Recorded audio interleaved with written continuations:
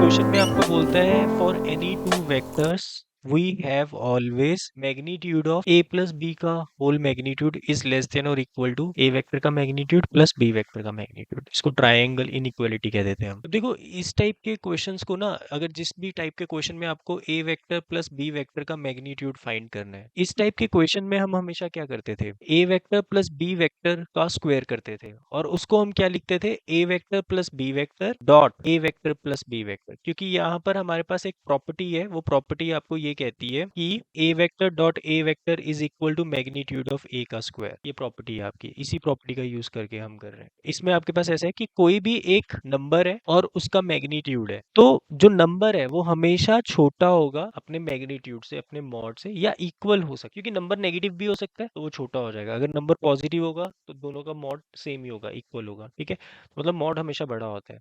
ये एक प्रॉपर्टी है जो आपको पता होनी चाहिए। और जो हमने अभी एक इनइक्वालिटी का पढ़ा है, जिसमें आपने ये पढ़ा है कि A vector dot B vector का होल मैग्नीट्यूड हमेशा छोटा होता है या इक्वल होता है इनके इंडिविजुअल मैग्नीट्यूड्स के।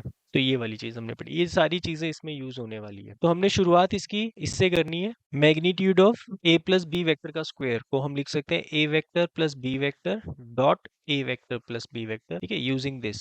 तो यहाँ से जब मैं डॉट प्रोडक्ट लगाऊंगा तो मेरे पास आएगा A dot A plus B dot B plus A dot B plus B dot A, जिसमें से ए डॉट ए को मैं मैग्नीट्यूड ऑफ ए स्क्वायर लिख सकता हूँ, बी डॉट बी को मैं मैग्नीट्यूड ऑफ बी स्क्वायर लिख सकता हूँ, और ए डॉट बी और बी डॉट ए मेरे सेम है तो इसको 2 times of A dot B लिख सकता हूँ। या dot product is a commutative, इसलिए हमने इसको ऐसा लिख दिया। तो अभी मैं चाहता क्या हूँ, मैं यहाँ पर ऐसा चाहता हूँ बेटा कि मेरे पास ना अभी लेफ्ट हैंड साइड पे स्क्वायर है, यहाँ पर भी मेरे पास होल स्क्वायर बन जाए। स्क्वायर से स्क्वायर रूट कैंसिल करके मेरा ये रिलेशन, बाकी मेरे को जो इनइक्वालिटी चाहिए वो बनानी है। अभी मेरा सब कुछ इक्वालिटी में चल रहा है। अब यहाँ पे आपके पास आप इस वाली चीज को ऐसा लिख सकते हो, मतलब जो ये आपके पास नंबर होता है ए डॉट बी एक स्केलर नंबर आता है। अब नंबर का मैंने मॉड लगा दिया। अब ये जो नंबर है ये नेगेटिव भी हो सकता है, मतलब ये वाला नंबर नेगेटिव भी हो सकता है, पर मॉड तो हमेशा पॉजिटिव होगा, मतलब ये वाली वैल्यू तो हमेशा बड़ी होगी।